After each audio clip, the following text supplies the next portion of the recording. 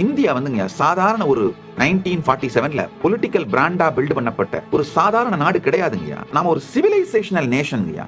பாரதம் தான் நம் அடித்தளம்.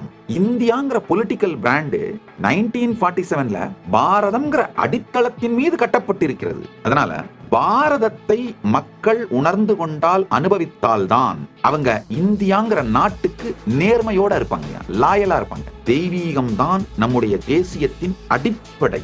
அதனால விவேகானந்தருடைய வாழ்க்கையிலேயே பாத்தீங்கன்னா, விவேகானந்தர் ரொம்ப தெளிவா சொல்றாரு, நரேந்திரனாக இருந்த என்னை விவேகானந்தராக மாற்றியது நான் இந்தியா முழுவதும் பாரதம் முழுவதும் செய்த யாத்திரை தான் அப்படிங்கிறார். என் வாழ்க்கையிலேயும் அதே தாங்க, என்னை முழுமையாக மலரச் செய்தது இந்தியா முழுவதும் நான் செய்த பரிவராஜக யாத்திரை தான். ஒரு மெச்சூர்டான லீடர் சனாதன இந்து தர்மத்துக்கு, இப்போ சனாதன இந்து தர்மத்துக்காக அரசியல் துறையிலே இயங்க வேண்டும் என்றாலும், சமூகத்துறையில் இயங்க வேண்டும் என்றாலும், ஆன்மீக துறையில் இயங்க வேண்டும் என்றாலும், எத்துறையில் இயங்க வேண்டும் என்றாலும் அந்த நபர் பாரதம் முழுக்க ஒரு ஆண்டாவது நடந்து யாத்திரை செய்ய வேண்டும். இந்த யாத்திரைக்காக யார் யாரெல்லாம் தயாராக இருக்கின்றார்களோ அவர்களுக்கு கைலாசா திருவண்ணாமலையில் 1 மாத பயிற்சி அளித்து இந்த யாத்திரைக்கு குழுக்களாக அனுப்பிக் கொண்டே இருக்கின்றோம்.